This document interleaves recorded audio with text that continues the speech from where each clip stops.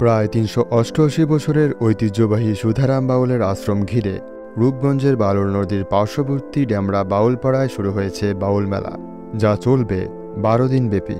এবারের ঐতিহ্যবাহী মেলা বেশ বড় করেই আয়োজন করা হয়েছে। ঐতিহ্যবাহী এ মেলায় দেশের বিভিন্ন এলাকা থেকে বাউলরা এসে জড়ো হন মেলা প্রাঙ্গণে। ছোট বড় কয়েকটি মন্দিরও এখানে রয়েছে। মূলত মন্দিরকে কেন্দ্র করেই আয়োজিত হয় এই ঐতিহ্যবাহী মেলা।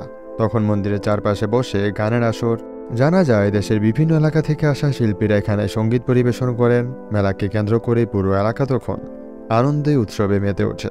দেশ বিদেশের বাউলদের গানে ও পুণ্যার্থীদের ভিড়ে মুখরিত হয়ে ওঠে ডেমরার বালু নদীর তীরে বাউল সম্প্রদায়ের এই ঐতিহ্যবাহী মেলা।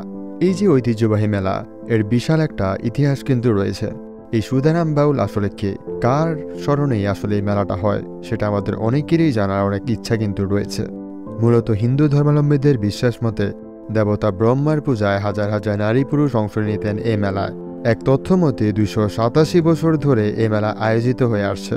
আর কথিত মতে ডেমরার কয়েতপাড়া গ্রামের বাউলের বাজারে ৩৮৮ বছর আগে জন্ম নেন সুধারাম বাউল। এখানে বাউল ভক্তদের মিলন মেলা হয় বলে এর নাম হয়েছে বাউলের বাজার।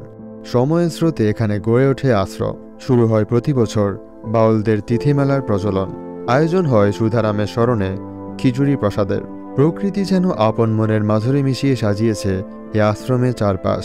উত্তরে বটতলায় মন্দির অভ্যন্তরে সুধারামের পীঠস্থানে দুটি কালো পাথর ও পেছনে থাকা কালো পাথরটি এখনও বিদ্যমান। দক্ষিণে শ্মশান, পশ্চিমে তেপান্তর, পূর্বে বালুনদ। ২০১৩ সালে আশ্রমে সুধারামের পীঠস্থান ঘেঁষে নির্মিত হয়েছে দুর্গা মন্দির। তার সামনে রাধা গোবিন্দ ও নাট মন্দির। পাশাপাশি রয়েছে লোকনাথ ব্রহ্মচারীর মন্দির। কথিত আছে ১৩৮৮ বাংলা ২৬ মাঘ আশ্রমে প্রতিষ্ঠিত হয়েছে রক্ষাকালী মন্দির। আর এই রক্ষাকালী মূলত হিন্দুদের বিশ্বাস মতে মা সিদ্ধেশ্বরী। রয়েছে ঐতিহ্যবাহী বটবৃক্ষ। বটবৃক্ষের শিকড় এত বড় যে নদী পার হয়ে ওপারেও চলে গিয়েছিল। এতে নদীতে বালুবাহী বাল্কহেড ও মালবাহী জাহাজ চলাচলে মারাত্মক সমস্যা হতো। ফলে গত ১৫ বছর আগে পানির নিচে বটগাছের শিকড় তুলে ফেলা হয়। তাতে একটি বড় ঢাল কাটতে হয়েছে বলেও জানিয়েছেন এলাকাবাসী। হিন্দু সম্প্রদায়ের একাধিক প্রবীণ ব্যক্তি বলেন, সুধারাম মানবজাতির কল্যাণে পৃথিবীতে এসেছিলেন মানবরূপে জন্ম নিয়ে। সাধনা সিদ্ধি লাভ করে তিনি আসেন ডেমরায়। মানব কল্যাণে নিজেকে আত্মনিবেদন করেছেন তিনি। বরাবরের মতো মেলায় কুটির শিল্প, মৃৎশিল্প, কাঠ, বাঁশ, মাটির তৈরি কুটির শিল্প, ইলেকট্রনিক সামগ্রী, মন্ডা মিঠাই, মুড়ি মুড়কি, মিষ্টি দোকান সহ নানা পণ্যের পরশরা সাজিয়ে বসেন একাধিক দোকানে। নাগরদোলনা সহ নানান ব্যবস্থা ও বাড়তি বিনোদনও এ মেলায় রয়েছে। কিশোরদের জন্য থাকবে মোটরসাইকেল খেলা। মেলায় প্রায় ১০০টির বেশি দোকান বসেছে। দোকানগুলোর বেশিরভাগই শিশুদের খেলনার দোকান।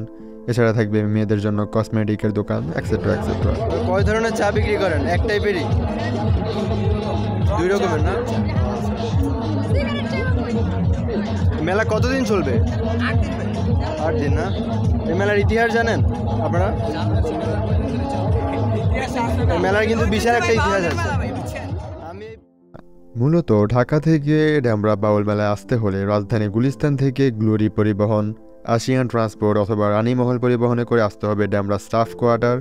দেন ওখানে ভাড়া পড়বে ২৫ টাকা সিটিং সার্ভিসে। এরপর স্টাফ কোয়ার্টার থেকে মেলায় যাওয়ার অটো স্ট্যান্ড রয়েছে, সেখান থেকে মেলায় ২০ টাকা ভাড়া অথবা সিএনজি করেও যাওয়া যায়। সেক্ষেত্রে এক্স্যাক্টলি আমি জানি না, আসলে মেবি ২০ টাকাই ভাড়া। তখন অটো ড্রাইভার অটো স্ট্যান্ডে গিয়ে অথবা সিএনজিকে বললেই হবে যে বাউলের মেলায় যাব, তারা ওখানে নিয়ে যাবে। এই মেলাটা মূলত ফেব্রুয়ারি মাসের ১৫ থেকে ২৫ তারিখের মধ্যে হয়ে থাকে। এবছর শুরু হয়েছে ৬ ফেব্রুয়ারি সোমবার থেকে এবং চলবে ১৭ ফেব্রুয়ারি পর্যন্ত।